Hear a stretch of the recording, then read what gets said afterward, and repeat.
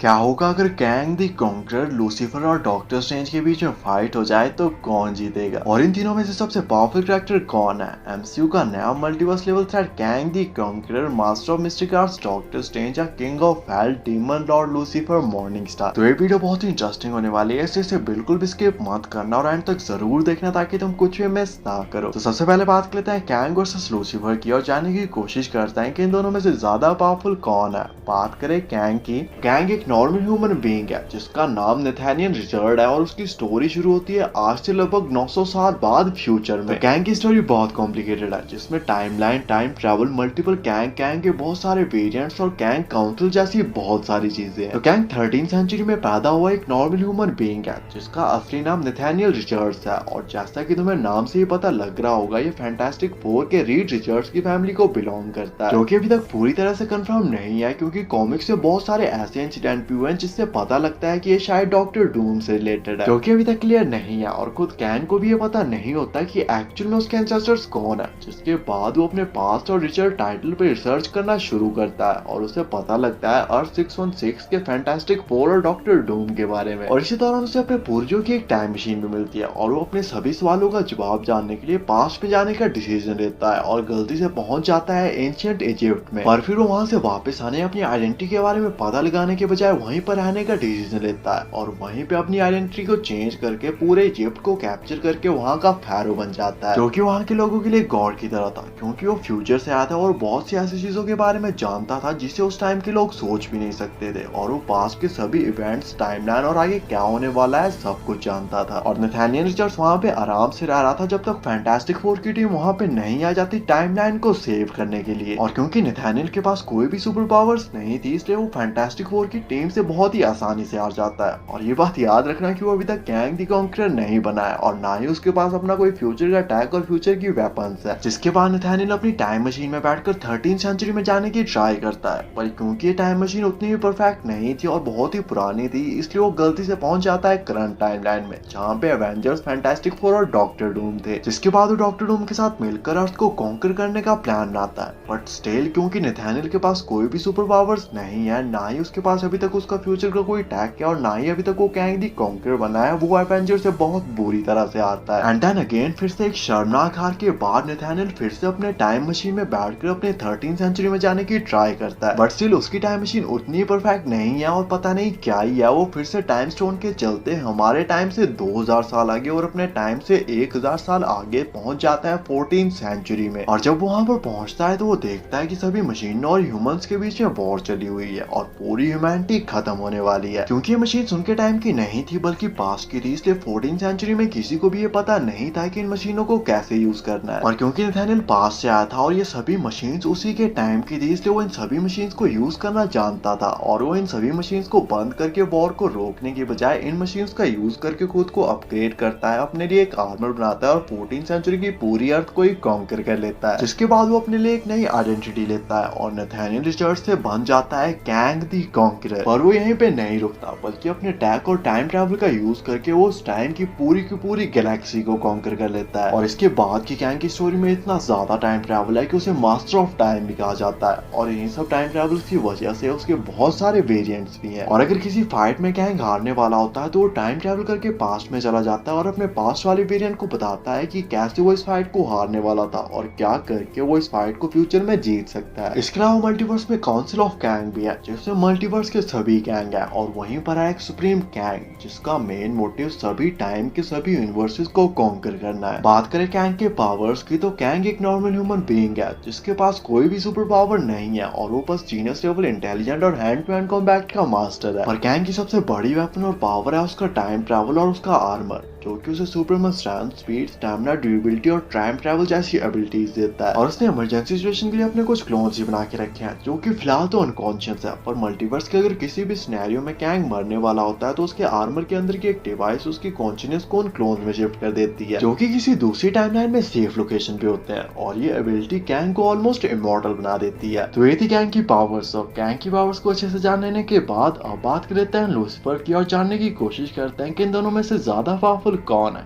बात करें लूसीफर की, तो लूसीफर का पूरा नाम लूसीफर मॉर्निंग स्टार है, जो कि गॉड की फर्स्ट और ग्रेटेस्ट क्रिएशन थी, इसलिए गॉड ने उसे ऑलमोस्ट परफेक्ट बनाया था और वो सबसे पावरफुल एंजल है। लूसीफर स्टार्टिंग में एक एंजल ही था और वो बाकी एंजल्स के साथ हेवन में ही रहता था, पर बाद में गॉड ने उन्हें हेल का रूलर बना दिया, जिसके बाद वो बना किंग ऑफ हेल और यहीं से उसे उसके डेविल और सैटन जैसे नाम मिले। लूसीफर गॉड की फर्स्ट और ग्रेटेस्ट क्रिएशन है और गॉड ने उसे ऑलमोस्ट परफेक्ट बनाया था और उसके पास बहुत सारी गॉडली पावर्स भी है, पर बाद में चीजें चेंज हुई और उसे हेवन से निकालकर हेल भेज दिया गया और वो बन गया डीमन लॉर्ड डेविल। बात करें कुछ बेसिक पावर्स की, तो लूसीफर के पास godly strength, speed, stamina, durability और फ्लाई जैसी पावर्स हैं। और हाँ, गॉडली स्ट्रेंथ को तुम सुपरमैन स्ट्रेंथ से कंपेयर मत करना, क्योंकि ये दोनों बिल्कुल भी सेम नहीं है और इन दोनों में बहुत ज्यादा डिफरेंस है। लूसीफर के पास इमेंसिव स्ट्रेंथ है और वो अगर अपनी फुल स्ट्रेंथ का यूज करे तो वो एक ही अटैक में पूरे के पूरे यूनिवर्स तक को डिस्ट्रॉय कर सकता है और बहुत ही कम ऐसे कैरेक्टर्स हैं जो एक्चुअली उसकी पावर्स को मैच कर सकते हैं। लूसीफर के पास गॉडली स्पीड है और वो किसी भी सर्वाइविंग बीइंग से ज्यादा फास्ट है, जो कि लाइट की स्पीड से भी ज्यादा तेज मूव कर सकता है और with in a blink of I hello या हेवन में जा सकता है। साथ ही लूसीफर बहुत ज्यादा ड्यूरेबल है और उस पर अर्थ या किसी भी दूसरे प्लैनेट की वेपन्स का कोई भी असर नहीं होता और उसको मारना या हरा पाना सिर्फ हेल या हेवन की वेपन से ही पॉसिबल है। लूसीफर के पास सुपर हीलिंग और रीजनरेशन की भी पावर है, जिससे वो अपने किसी भी बॉडी पार्ट को दोबारा से रीग्रो कर सकता है। साथ ही उसके पास कॉस्मिक अवेयरनेस भी है, जिसकी वजह से उसके यूनिवर्स या मल्टीवर्स में क्या चल रहा है उसे सब कुछ पता होता है। लूसीफर एंटमैन की तरह अपने साइज को छोटा बड़ा कर सकता है, हेल फायर को मैनिपुलेट कर सकता है, डायमेंशंस के बीच में बहुत ही आसानी से ट्रैवल कर सकता है और मरे हुए लोगों को दोबारा से जिंदा भी कर सकता है। इसके अलावा लूसीफर किसी की भी बॉडी से उसकी सोल को निकाल सकता है, डीमंस और एंजल्स के साथ कम्युनिकेट कर सकता है और टाइम को भी फ्रीज कर सकता है। साथ ही लूसीफर जीनस से इंटेलिजेंट भी है और जैसे लूसीफर अपनी डीमन वाली फॉर्म में जाता है तो उसकी पावर्स और भी कई गुना बढ़ जाती हैं, क्योंकि वो उसकी ट्रू फॉर्म है, जिससे वो लोगों के डीपेस्ट और डार्केस्ट डिजायर्स के बारे में पता लगा सकता है और उनको इल्यूजन्स भी दिखा सकता है। वैसे लूसीफर के पास और भी बहुत सारी वेपन्स और पावर्स हैं, पर हम उन सभी के बारे में बात नहीं करेंगे, क्योंकि इससे वीडियो बहुत ज्यादा लंबी हो जाएगी और उसे कोई नहीं देखेगा, इसलिए फिलहाल के लिए इतनी बहुत है। वे थी लूसीफर की पावर्स और लूसीफर और कैंग की पावर्स को अच्छे से जान लेने के बाद अब बात कर लेते हैं फाइट कंपैरिजन की और जानने की कोशिश करते हैं कि इन दोनों में से ज्यादा पावरफुल कौन है और फाइट होने पर कौन जीतेगा। तो कैंग बहुत ही पावरफुल कैरेक्टर है, जो कि फ्यूचर से आया हुआ एक ह्यूमन है जो टाइम ट्रैवल कर सकता है और उसके पास बहुत सारा फ्यूचर का अटैक और एडवांस वेपन्स भी हैं। पर दूसरी तरफ लूसीफर मॉर्निंग स्टार है, जो कि गॉड की फर्स्ट क्रिएशन है और ऑलमोस्ट गॉड के बराबर ही पावरफुल है। कैंग बहुत ही ज्यादा पावरफुल है और उसने बहुत सारे प्लैनेट और गैलेक्सियों तक को कॉन्कर किया है, पर दूसरी तरफ लूसीफर मॉर्निंग स्टार है, जो कि अपने एक ही अटैक में उन गैलेक्सियों के साथ साथ पूरे के पूरे यूनिवर्स तक को डिस्ट्रॉय कर सकता है। कैंग के पास फ्यूचर की बहुत ही एडवांस और पावरफुल वेपन्स हैं, पर उन वेपन्स का लूसीफर पर कोई भी असर नहीं होगा, क्योंकि अर्थ या किसी भी दूसरे प्लैनेट की वेपन्स का लूसीफर पर कोई भी असर नहीं होता और उसको मारना या हरा पाना सिर्फ हेल या हेवन की वेपन से ही पॉसिबल है, जो कि फ्यूचर में नहीं मिलती और ना ही कैंग का अटैक उसे इस बारे में कुछ बता सकता है। कैंग टाइम ट्रैवल करके पास में जाकर लूसीफर को पैदा होते ही मारने की कोशिश कर सकता है, पर अगर वो ऐसा करता है तो उसका सामना सीधे गॉड से होगा और मुझे नहीं लगता कि कैंग गॉड से फाइट करने की कोशिश भी करेगा। कैंग ने बहुत सारे प्लैनेट्स और गैलेक्सीज को कॉन्कर किया है, पर लूसीफर उसी हेल का डीमन लॉर्ड है जहां पर कैंग बनने के बाद जाने वाला है। लूसीफर अगर चाहे तो वो कैंग की तरफ सिर्फ देखकर उसकी कॉन्शियसनेस, सोल और बॉडी तीनों को एक साथ ही हेल में ट्रैप या डिस्ट्रॉय कर सकता है। पर खैर, जो एंटमैन 3 में एंटमैन से आने वाला है उसको तुम लूसीफर से क्या ही कंपेयर करोगे। In the end of the day Kang the conqueror genius level intelligent और पावरफुल तो है, पर एंड में वो सिर्फ एक नॉर्मल ह्यूमन बीइंग है, जो कि ना ही लूसीफर को मार सकता है ना ही उसे हरा सकता है, जबकि लूसीफर कैंग को मार भी सकता है और उसे हरा भी सकता है। और लूसीफर इस फाइट का एक अल्टीमेट विनर होगा और फाइट में चाहे जो भी हो इन द एंड जीतेगा लूसीफर। तो बात लेते हैं कैंग वर्सेस डॉक्टर स्ट्रेंज की और जानने की कोशिश करते हैं कि इन दोनों में से ज्यादा पावरफुल कौन है। बात करें डॉक्टर स्ट्रेंज की, तो अपना डॉक्टर स्ट्रेंज एक नॉर्मल ह्यूमन बीइंग है, जो कि मिस्टिक आर्ट का मास्टर है और वो अपने आसपास की एनर्जी का यूज करके बहुत सारे स्पेल्स को कास्ट कर सकता है और वो इन स्पेल्स का use both attack and defence purposes के लिए कर सकता है। डॉक्टर स्ट्रेंज के पास टाइम स्टोन भी है, जिससे वो टाइम ट्रैवल कर सकते हैं, टाइम और इवेंट्स को रिवर्स कर सकते हैं, टाइम लूप क्रिएट कर सकते हैं और किसी को भी उसके अंदर फंसा सकते हैं, जैसे डॉक्टर स्ट्रेंज मूवी में उन्होंने डोरमामू को फंसाया था। और फ्यूचर की सभी टाइमलाइन इवेंट्स और पॉसिबिलिटीज को भी देख सकते हैं, जैसा थैनोस के खिलाफ उन्होंने 14 करोड़ पॉसिबिलिटीज चीज को देखा था। इसके अलावा डॉक्टर स्ट्रेंज उड़ सकता है, अर्थ पर कहीं भी पोर्टल ओपन कर सकता है और लोगों को मिरर वर्ल्ड में भेज सकता है, जहाँ पर होने वाली किसी भी चीज का रियल वर्ल्ड पर कोई भी इफेक्ट नहीं होता और वहाँ पर हर एक चीज डॉक्टर स्ट्रेंज के कंट्रोल में होती है। और इन सब चीजों के बावजूद डॉक्टर स्ट्रेंज की बॉडी एक नॉर्मल ह्यूमन बीइंग की है, इसलिए अगर ओपोनेंट बहुत ही ज्यादा स्ट्रॉन्ग है, उसके पास सुपर स्ट्रेंथ भी है, तो डॉक्टर स्ट्रेंज उसके एक अटैक को भी सर्वाइव नहीं कर सकता। डॉक्टर स्ट्रेंज पावरफुल तो है, पर उनको अपने स्पेल्स और पावर्स को यूज करने के लिए अपने हाथों को मूव करना पड़ता है, जो कि डॉक्टर स्ट्रेंज की सबसे बड़ी डिसएडवांटेज है। क्योंकि अगर कोई भी डॉक्टर स्ट्रेंज को बेहोश करके नॉर्मल रस्सियों से भी बांध दे, जिससे डॉक्टर स्ट्रेंज अपने हाथों को मूव ना कर पाए, तो उन रस्सियों से भी नहीं छूट पाएंगे, क्योंकि उनके पास कोई भी सुपर स्ट्रेंथ या सुपर पावर नहीं है। पर अगर डॉक्टर स्ट्रेंज के हाथ खुले हैं और वो फाइट करने के लिए तैयार है, तो डॉक्टर स्ट्रेंज बहुत ही पावरफुल कैरेक्टर है, जो कि इन्फिनिटी स्टोन्स की पावर्स तक को रोक चुका है और थानोस और डोरमामू जैसे कैरेक्टर्स के साथ भी फाइट कर चुका है। तो ये थी डॉक्टर स्ट्रेंज की पावर्स, और डॉक्टर स्ट्रेंज और कैंग की पावर्स को अच्छे से जान लेने के बाद अब बात कर लेते हैं फाइट कंपैरिजन की और जानने की कोशिश करते हैं कि इन दोनों में से ज्यादा पावरफुल कौन है और फाइट होने पर कौन जीतेगा। तो डॉक्टर स्ट्रेंज बहुत ही पावरफुल कैरेक्टर है, जो कि एक नॉर्मल ह्यूमन बीइंग है और वो फाइट में मोस्टली डिपेंड करता है अपने मैजिकल स्पेल्स और मैजिकल पावर्स पर, जिनका यूज वो बहुत अटैक एंड डिफेंस पर्पसेस के लिए कर सकता है। जबकि दूसरी तरफ है कैंग द कॉन्करर, जो कि डॉक्टर स्ट्रेंज की तरह एक नॉर्मल ह्यूमन बीइंग ही है, बस उसके पास कोई भी मैजिकल पावर्स नहीं है और वो फाइट में मोस्टली डिपेंड करता है अपने फ्यूचर के एडवांस अटैक और फ्यूचर के एडवांस डेडली वेपन्स पर। कैंग टाइम ट्रैवल करके पास में जाके डॉक्टर स्ट्रेंज को बचपन में ही मार सकता है, और डॉक्टर स्ट्रेंज के पास भी टाइम स्टोन है और वो भी टाइम ट्रैवल करके फ्यूचर में जाके कैंग द कॉन्करर को बचपन में ही मार सकता है, जिससे ये दोनों बगैर फाइट के एक दूसरे को एग्जिस्टेंस से ही इरेज कर सकते हैं और इन दोनों की फाइट कभी होगी ही नहीं। और अब बात कर लेते हैं एक पर्टिकुलर सिनेरियो की, जिसमें ये दोनों ऐसा नहीं करते और फ्यूचर के किसी पर्टिकुलर सिनेरियो में इन दोनों के बीच में फाइट हो जाती है, वो भी इनकी रॉ पावर्स के साथ। और क्योंकि इस फाइट में टाइम मैनिपुलेशन या टाइम ट्रैवल से रिलेटेड कोई भी एडवांटेज या पावर्स नहीं है, इसलिए कैंग और डॉक्टर स्ट्रेंज में से किसी ने भी इस फाइट की कोई भी पॉसिबिलिटी नहीं देखी है, जिससे वो एक पर्टिकुलर पाथ को सिलेक्ट करके अपने विन को कंफर्म कर सके। और इन दोनों में से किसी को भी ये पता नहीं है कि अगले ही सेकंड क्या होने वाला है, और ये एकदम से अचानक ही फाइट करने लग पड़ते हैं। तो कैंग के पास अपना फ्यूचर के एडवांस अटैक और फ्यूचर की एडवांस डेडली वेपन्स है, और क्योंकि डॉक्टर स्ट्रेंज की बॉडी एक नॉर्मल ह्यूमन बीइंग की है, उसके पास कोई भी सुपर पावर्स नहीं है, इसलिए कैंग का एक ही अटैक डॉक्टर स्ट्रेंज को इजीली मार सकता है। और डॉक्टर स्ट्रेंज के पास भी बहुत सारे मैजिकल स्पेल्स हैं, जिनका यूज वो बहुत अटैक एंड डिफेंस पर्पसेस के लिए कर सकते हैं। और क्योंकि कैंग भी फ्यूचर से आया हुआ एक नॉर्मल ह्यूमन बीइंग है, इसलिए डॉक्टर स्ट्रेंज के स्पेल्स भी कैंग को इजीली मार सकते हैं, और डॉक्टर स्ट्रेंज का कोई भी रैंडम अटैक कैंग के लिए डेडली साबित हो सकता है। कैंग अपनी फ्यूचर के एडवांस वेपन से डॉक्टर स्ट्रेंज पर अटैक करेगा, पर डॉक्टर स्ट्रेंज अपने स्पेल्स का यूज करके इन्फिनिटी स्टोन्स की पावर्स तक को रोक चुका है, इसलिए वो कैंग के इन अटैक्स को इजीली रोक लेगा। कैंग का आर्मर बहुत ही ज्यादा ड्यूरेबल है, जो कि बड़े से बड़े अटैक को भी सर्वाइव कर सकता है, लेकिन डॉक्टर स्ट्रेंज के पास मैजिकल पावर्स हैं, और जहाँ पे बात मैजिक की आती है वहाँ पर कुछ भी कह पाना बहुत मुश्किल हो जाता है, क्योंकि आर्मर की ड्यूरेबिलिटी बताती है कि वो कितने स्ट्रॉन्ग अटैक को सर्वाइव कर सकता है, लेकिन जहाँ पे बात मैजिकल अटैक की आती है कुछ भी बोल पाना बहुत मुश्किल हो जाता है। डॉक्टर स्ट्रेंज अगर चाहे तो वो कैंग द कॉन्करर को इनफाइनाइट टाइम लूप में भी फंसा सकता है, जैसे उसने थॉर रैग्नारॉक में लोकी को फंसाया था और वो आधे घंटे से लगातार गिर रहा था। इसके अलावा डॉक्टर स्ट्रेंज कैंग को मिरर वर्ल्ड में भी डाल सकते हैं, जहाँ पर होने वाले किसी भी चीज का रियल वर्ल्ड पर कोई भी इफेक्ट नहीं होता, और वहाँ पर हर एक चीज डॉक्टर स्ट्रेंज के कंट्रोल में होती है, इसलिए मिरर वर्ल्ड में डॉक्टर स्ट्रेंज जब चाहे जो चाहे और जहाँ चाहे वहाँ पर वही होता है। और मिरर वर्ल्ड में किसी के लिए भी डॉक्टर स्ट्रेंज को हरा पाना ऑलमोस्ट इम्पॉसिबल है, चाहे वो कितना ही पावरफुल क्यों ना हो। और इवन कॉमिक्स में भी कई बार डॉक्टर स्ट्रेंज और कैंग के बीच में फाइट हो चुकी है, जो कि थोड़ी लंबी चली है, दोनों को अपनी फुल स्ट्रेंथ का भी यूज करना पड़ा है, बट एट द एंड इस फाइट का विनर डॉक्टर स्ट्रेंज ही रहा है। At the end of the day Kang powerful तो बहुत है, और उसके पास फ्यूचर की बहुत सारे एडवांस अटैक और एडवांस वेपन्स भी है, पर मैजिक के आगे उसका ये अटैक उसके किसी काम नहीं आएगा, और डॉक्टर स्ट्रेंज इस फाइट का एक अल्टीमेट विनर होगा, और फाइट में चाहे जो भी हो इन द एंड जीतेगा डॉक्टर स्ट्रेंज। बाकी आपके हिसाब से इस फाइट की और क्या पॉसिबिलिटीज हो सकती हैं, और नेक्स्ट वीडियो किस टॉपिक पे बनानी चाहिए कमेंट करके जरूर बताना। ऐसी अमेजिंग वीडियोस के लिए चैनल को सब्सक्राइब कर देना, एंड थैंक्स फॉर वॉचिंग।